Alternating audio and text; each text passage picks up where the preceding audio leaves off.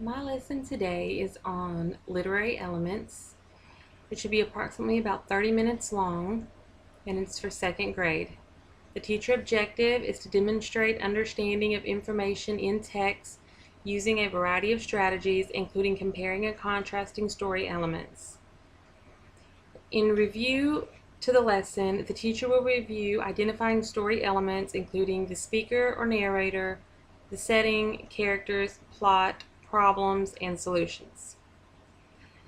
The teacher will ask, who is the speaker or narrator of a story? The learner will respond, person telling the story. The teacher will ask, what is the setting of a story? The learner would respond, when and where the story takes place. The teacher will ask, who or what are characters of a story? The learner will respond, the people, animals, or creatures the story is about. The teacher will ask, what is a plot?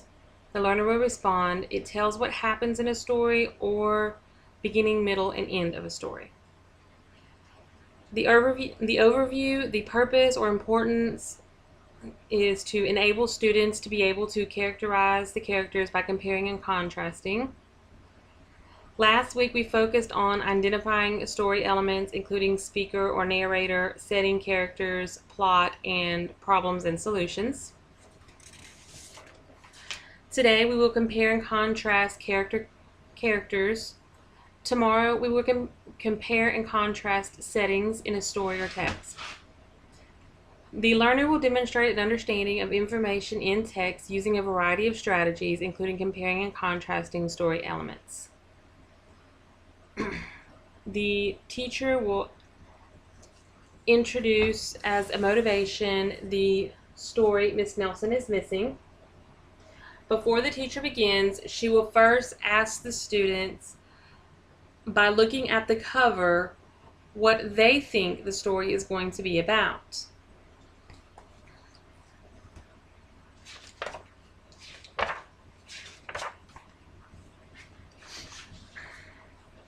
The kids in room 207 were misbehaving again. Spitballs stuck to the ceiling, paper planes whizzed through the air. They were the worst behaved class in the whole school.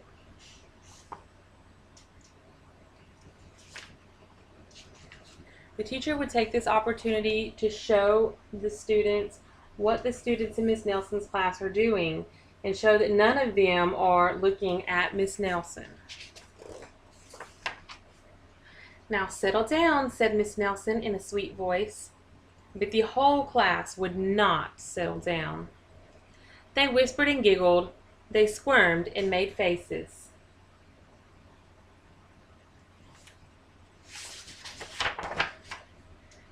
They were even rude during story hour, and they always refused to do their lessons. Something will have to be done, said Miss Nelson. The teacher would take this opportunity to ask the students what they think Miss Nelson is going to do. The next morning, Miss Nelson did not come to school. Wow, yelled the kids. Now we can really act up. They began to make more spitballs and paper planes. Today, let's just be terrible, they said. Not so fast, hissed an unpleasant voice. The teacher would point out what the students are doing. Notice how they're still misbehaving. A woman in an ugly black dress stood before them. I am your new teacher, Miss Viola Swamp. And she rapped her desk with a ruler. Where is Miss Nelson? Asked the kids. Never mind that, snapped Miss Swamp. Open those arithmetic books. Miss Nelson's kids did as they were told. The teacher would take this opportunity to tell the students to look at Miss Viola Swamp and notice how she looks very different from Miss Nelson. They could see that Miss Swamp was a real witch. She meant business. Right away she put them to work, and she loaded them down with homework.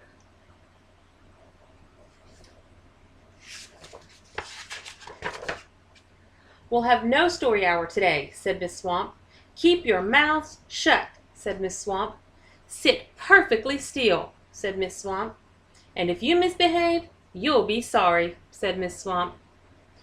Days went by, and there was no sign of Miss Nelson. The kids missed Miss Nelson.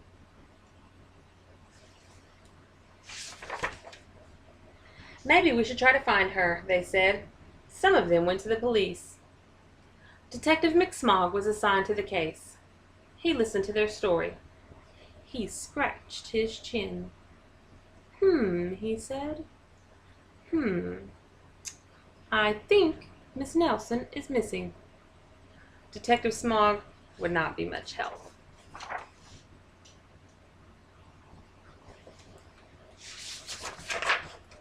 Other kids went to Miss Nelson's house. The shades were tightly drawn, and no one answered the door. In fact, the only person they did see was the wicked Miss Viola Swamp coming up the street. "If she sees us, she'll give us more homework." They got away just in time.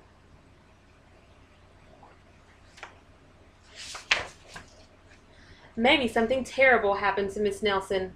Maybe she was gobbled up by a shark," said one of the kids. But that didn't seem likely.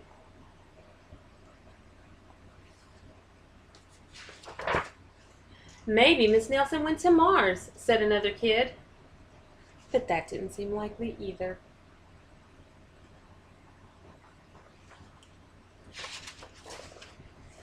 "I know," exclaimed one know-it-all. "Maybe Miss Nelson's car was carried off by a swarm of angry butterflies." But that was least likely of all.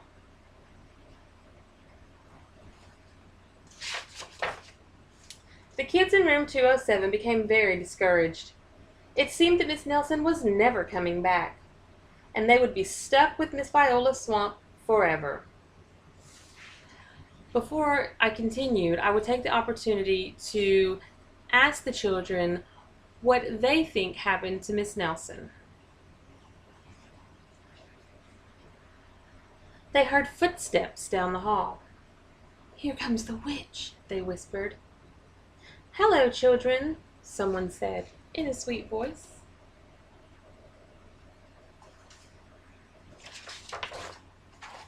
It was Miss Nelson. "Did you miss me?" she asked. "We certainly did," cried all the kids. "Where were you?" "That's my little secret," said Miss Nelson. "How about a story hour?" "Oh, yes," cried the kids. Miss Nelson noticed that during story hour no one was rude or silly. "What brought about this lovely change?" she asked. "That's our little secret," said the kids. I would also take this opportunity to point out how the students are acting now that Miss Nelson has returned. Very different from before. Back home, Miss Nelson took off her coat and hung it in the closet, right next to an ugly black dress. When it was time for bed, she sang a little song. "I'll never tell," she said to herself with a smile.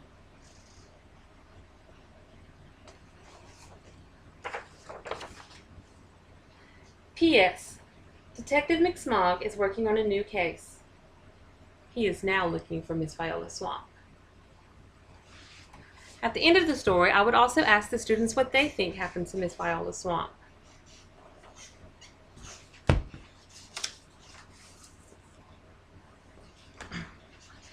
Once that we have finished the story, I would then talk to the students about Miss Viola Swamp and Miss Nelson. I would ask the students what was different about the teachers. The first thing that students would notice would probably be that Miss Viola Swamp wears a black dress and she has black hair, and Miss Nelson wears pretty colors and she has blonde hair and maybe even rosy cheeks.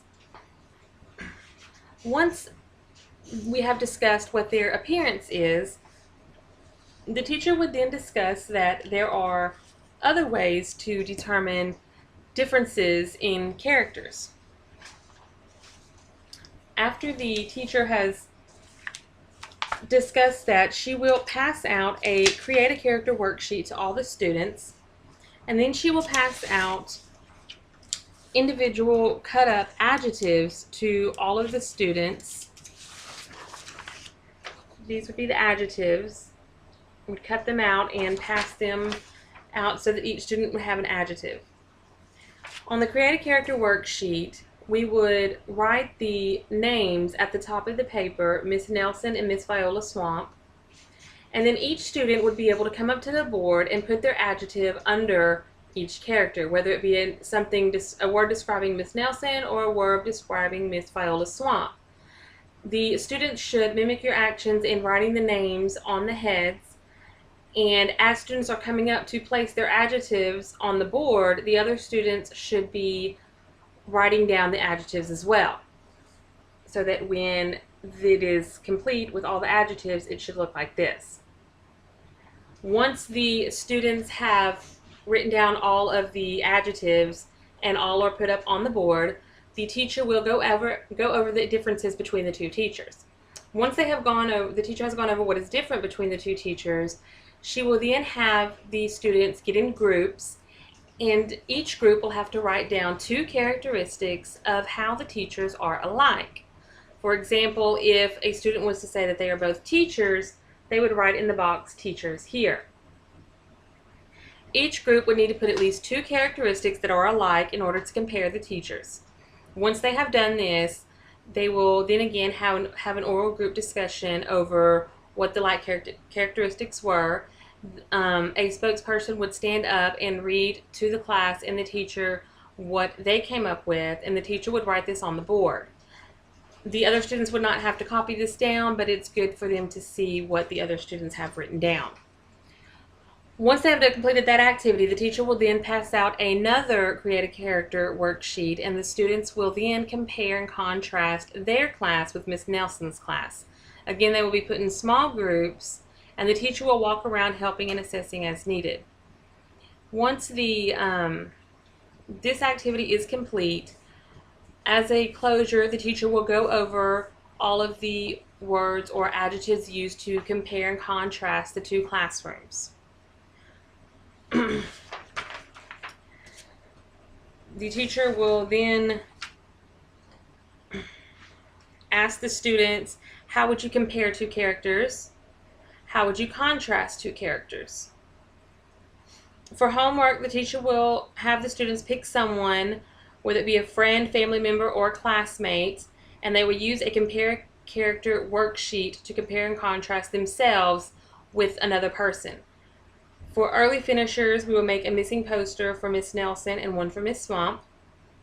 For special needs, students with reading disabilities will work in a small group with a teacher or paraprofessional on recognizing the differences of the characters using adjective cards to describe each character. English language learners will work in small groups with teacher or paraprofessional on recognizing the differences of characters using adjective cards to describe each character. Remediation.